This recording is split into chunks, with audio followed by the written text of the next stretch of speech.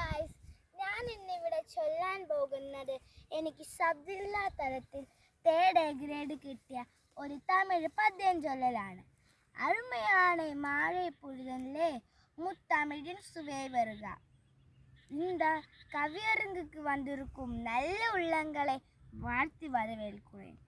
கவிஞர் இளமை அவர்கள் எழுதிய கல்லறை வெளிச்சம் என்ற நூலில் நின்றெடுக்கப்பட்ட தமிழனாய் வாழ்வோ தமிழுக்காய் வாழ்வோ என்ற கவி வரிகளை உங்களுக்காக மொழிகிறேன். தமிழ்தான் எங்கள் தாய்மொழி, தமிழனுக்கு இதுவே உயர்மொழி. அலை மிகுந்த வறுமை வந்த அவதியுற்ற நாளிலும் ஐயமிட்டு உண்ணுகின்ற அறிவு சொல்லும் தமிழ் மொழி. புதுகையிலே பிறந்து முச்சங்க சபையிலே வளர்ந்து கம்பன் கவியிலே மலர்ந்தா வையகத்தின் இணையில்லா சென்மொழியே, உந்தன் இரவு கண்டு புறம் முதுகு காட்டி ஓடி போனான். இன்றோ இங்கேவன் தமிழன் என்பதையே மறந்து போனான். முரசு கொட்டி உன்னை கண் விழிக்க செய்வதா, இல்லை உன்னினம் மண் மூடி போன பின்பு விழிவிறக்க சொல்வதா? தமிழுக்காய் ஒரு குரல் கொஞ்சம் செவி மடக்குது. குறிஞ்சி முல்லை மருதம் நெய்தல் பாலை என்று உன் குடிமக்கள் வாழ்ந்த பெருமையை நீ அறிவாயோ? நெற்று கண் துறப்பிலும் குற்றம் குற்றமே என்று ஈசனிடம் வாதித்தா முச்சங்கத்தின் முத்தழும் புலர்வர் நக்கீரரை நீ அறியாமல் போனாயோ?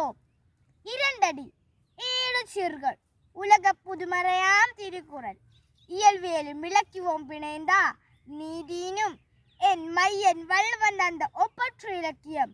இலக்கியம் ஒரு புறம் இருக்கா, மறுபுறம் காப்பியம். ஆம், சோழர் காலம் அது காப்பிய காலம்.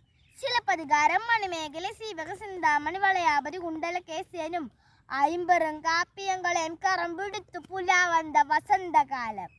இப்படியால் சிங்கங்கள் ஒரு முனை கர்ஜிக்க மறுமுனை என் தமிழ் மூதாட்டி அவ்வை ஆத்தி சூடில் அறநெறி காட்டி நெல்லியை கொடையாய் வென்று சுற்ற பலர்த்துக்கும் சுடாத பலர்த்துக்கும் விடையை தேடிய உன் பாட்டியை நீ அறிவாயோ தமிழா, மறவாயோ தமிழா?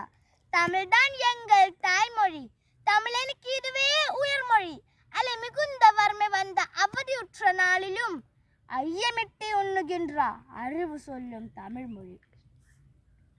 நன்றி, வணக்கம். എല്ലാവർക്കും എൻ്റെ തമിഴ് പദ്യം ചൊല്ലൽ ഇഷ്ടപ്പെട്ടാൽ ലൈക്കും സബ്സ്ക്രൈബും ഷെയറും ചെയ്യണേ. ബൈ ബൈ കൂട്ടുകാരെ.